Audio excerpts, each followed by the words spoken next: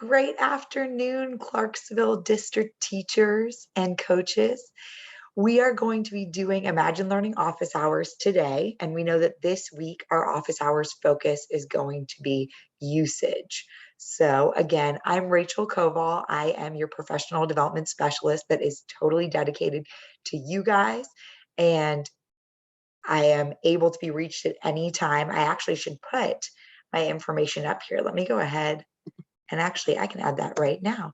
If you guys need me at all, my cell is 240-447-0490. And my email is rachel.koval@imaginelearning.com. Perfect. So if you guys need me for any kind of inquiry at all, I am here to help you with anything Imagine Learning. All right, so I said today we would be talking about usage. So Monday and Tuesday, we looked at usage for Imagine Language and Literacy. Today, we're going to dive into usage for Imagine Math. So the four things we're going to touch on are Imagine Math Dashboard. Just get a look at that, start to feel more comfortable with it. We're going to dive in a little bit deeper and look at student level stats, drill into specific students. Then we're going to look at the tab called Math Time and see what information that gives you specifically and how you could use it. And finally, we're going to look at our very helpful blue question mark. All right, so hang tight 1 second, and I'm going to bring up my own Imagine Math for you guys to see.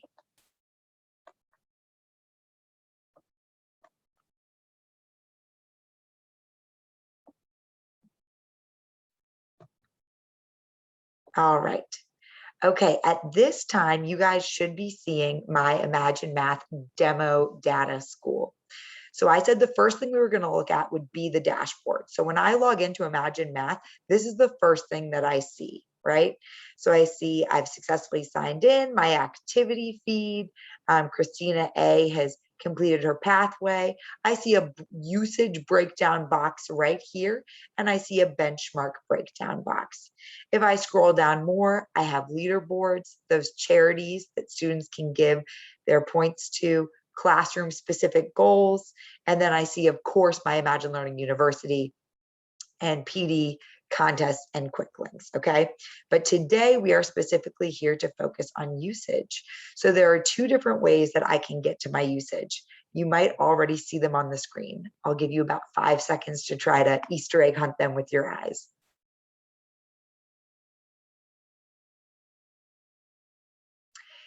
The first one is right here, that usage box, very similar to Imagine Language and Literacy. We have a carved out rectangle for usage. And the second way is I can go to reports and usage, okay? So I'm just gonna show you the different ways this would look. So if I click on usage here, it pops me over to all my classrooms. I can go to a specific classroom here. Loading, loading. After I get to that specific classroom, my students will load and I'll have an overview. Then I'll have activity, performance, and math time, which I said we would touch on in a minute. So just to go back, just to show you guys what would have happened if I had instead clicked on the other box. All right, so I clicked the usage box, and this time it brought me here again. And yet again, I see usage and I see that I can filter by classroom. So same thing, two different ways to get the same result, right? Okay, so I'm going to go back. Let's see, let me look at Imagine Classroom G5. All right, so I see that my students in my G5 class have loaded. I have Amato Finch, Ashley Thorne, and all the students down here. Now, per the same as Imagine Language and Literacy, I can sort by the last 7 days if I want to look at a week snapshot of what they've done, because I know a lot of teachers are using weekly usage goals to stay on track for the whole year or to give incentives or whatever they're using it for.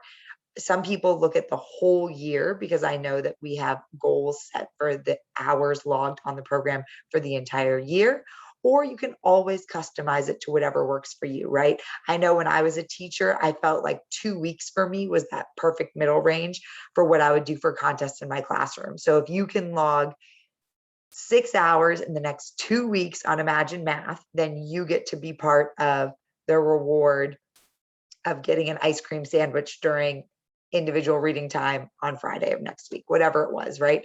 So 2 weeks for me was what I often looked at. Whatever is best for you as a teacher. You know your students and you know yourself. Then, of course, you have your grade levels, and then you can show work from only this classroom or all classrooms.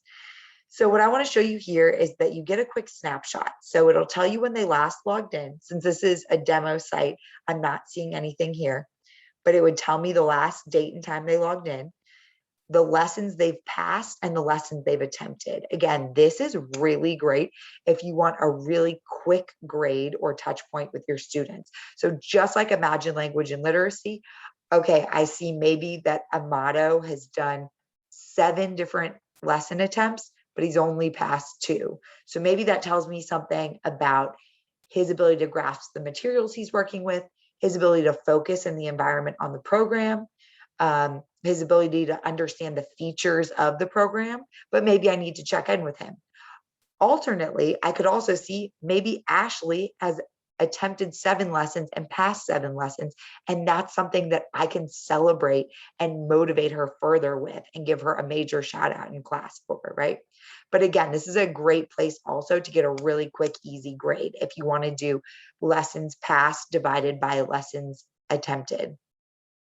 You can also see live help requests. So if I hover over this, it says in Math 3 Plus, the number of times the students requested live teacher help for any math problem. That's really great for if you see students again. So if I saw that Ashley had attempted 7, passed 7, and she had used those live help requests, further, I can say, wow, I love that I can tell that maybe you were struggling with this concept in the beginning. You sought out the different solutions and math helps that the program offered, and you were able to get it. Fabulous. Or maybe you see that Amato was not using his math helps, and maybe that's a reason why he wasn't passing those attempted lessons. So a lot of different information that you can gather, and then you can obviously make the logical conclusion of what the next step for your student would be. Then if we scroll over, we can also see usage school time and usage home time, which I love. So it would be math between 4 p.m. and 7 a.m. That's what would log as home time. And then school time would be between that 7 a.m. and 4 p.m. Monday through Friday. You'll also see here that I could print this out. I could download it, or I could customize my tables. So this is really great once you get a little bit more comfortable with the program.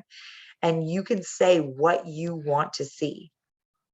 Would you like to see the pass rate, the average pre-quiz score, the tokens earned? What is great for you? So obviously right now, these are the ones that are checked for me, the ones I went over. But say I really wanted to see the points earned. Update my columns. And now I also have points earned. Pretty amazing, right? So you can see as little or as much as you want, whatever makes your mind clear and you feel like is the data that you want to easily access. All right, so the next thing I said we were going to do is drill into a student. So let's go and click on Amato. All right, so again, this isn't very exciting because this is my demo dashboard, but I see it right here. Pathway, 5th grade, Amato Finch. He is in progress. It would tell me the total past lessons, how many were below grade, how many were on grade, his total school time, his on-level pass rate, average weekly time. Right now, he's only using it about 11 minutes a week, and his average lessons completed 0.4. So not a lot of usage here. Hopefully you would see more with your students, right? As I scroll down, I can also see more benchmark details on him and lesson activity details. So I can see where he's at, pre-quiz, post-quiz, all this good stuff. All right, now let's go back to the home for a second. I told you that the third thing I wanted to show you was this math time tabs. So just for this week, because we're focusing on usage, I'm going to skip over activity and performance. And we're going to go straight to this math time. All right, so here I can see the students I work with, the average school time for that whole class, the average evening weekend time, and the total average math time, right? So all of those together. Now I'm going to dive in. Look at the math time for a specific class. So Monica Beach, she's in my G5 demo class. In school, she only used it 13 minutes. Evening and weekend, she used it 61 hours and 10 minutes. Her total math time is 61 hours and 24 minutes. So clearly I can tell that Monica Beach is someone who's been using it at home. It has been reinforcement. Maybe it's been homework.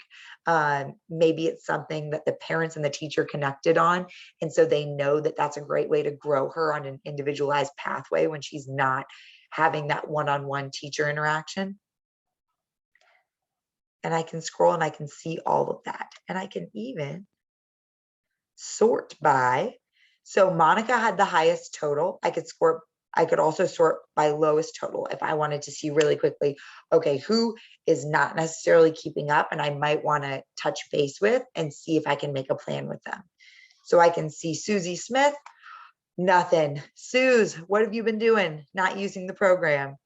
Lewis, Serena. So that's another way to look at it, right? It's just what best serves you as the teacher and what your ultimate goal is. Are you trying to gather students that need more motivation? Are you trying to celebrate students that have done a lot and reward them? What is your end goal, right? Then when I drill in, so let's go back to highest total. And I see my superstar, Monica Beach again. I'm going to click on Monica Beach. And you'll see again, it brings me to that student specific snapshot. Remember, anytime on any of the Imagine Learning products that you see a blue hyperlink, that means you're going to be able to drill and get more information. So here she is. Here's her total math time in school. And I can see nights, weekends versus school time and see just that sliver, right? If I hover over it, it gives me those exact numbers again. I love that. Her on-grade level pass rate is only 15.4%, right? So that's something as well that I can note. And as I go down benchmark 1, her instructional level was grade 3. And I know, remember, she's 5th grade. So this is actually incredible. This means that she's going to be someone who's really going to benefit from our programs because it's going to go back, fill in those learning gaps, fill in those math facts, fill in those foundational skills, and get her up to the 5th grade level, right? That's the goal and beyond. So this was her quantile measure. And then again, we see benchmark 2. She took that about, let's see, if she took the first one in November, she took that second benchmark in February. She still scored on a 3rd grade instructional level. However, we can see her quantile measure jumped significantly. This was the growth. And then we can come down here and we can see the lesson activity. And we can see so many more things. So she was working on decimals to the 100, decimals to the 1,000, comparing decimals to the 100. And we can see that it went 4th to 5th. Maybe she struggled with that. So it brought her down to 4th, back up to 5th, down to 4th, back up to 5th. So it's kind of showing us how it's zigzagging to make sure she has those foundational math skills to complete the on-grade level activities. Because we know our North Star is that every student is not getting a watered down education. It's just that they're filling in the gaps so that they can all wind up on level. All right, now I know that was a very quick usage report show, but I just want to end. I always like to end with where you can go if you want more information, right? So our last thing I said we would talk about is the blue question mark. And I say this all the time, but it really is my best analogy. As someone who grew up using a lot of Microsoft Word, the early versions, the blue question mark is like our version of the paperclip, that animated paperclip that said, "Hi, can I help you?" So this is where you're going to click if you need help. We have the help center. You can contact customer care, and you have other resources. You can even, let's see, when I click on Help Center, it gives me general popular topics, or I can search. Contact us. If I click on this, it'll bring me over here. I can live chat. I can basically IM, direct message, Google chat, however you think of it. I can in real time type back and forth with an Imagine Learning helper to get answers and figure out how to best use my data or navigate the site or anything. Remember, my favorite thing about customer care is that it's not tech only and it's not theory only. It's the whole thing. Ask them whatever you'd like. They also have a phone number and an email, so whatever you prefer. And of course, you can submit a help ticket. And then also, of course, you have Imagine Learning. So, excuse me, Imagine Learning University, which I could access here at the bottom, on the bottom banner of the screen, which is where you'll often find it, right? So lots of things that we just went over very quickly. I'm going to stop sharing for a second. Now, if you guys have any questions, I'll put this back up. Ooh. Hold on one second. Let me go ahead and share.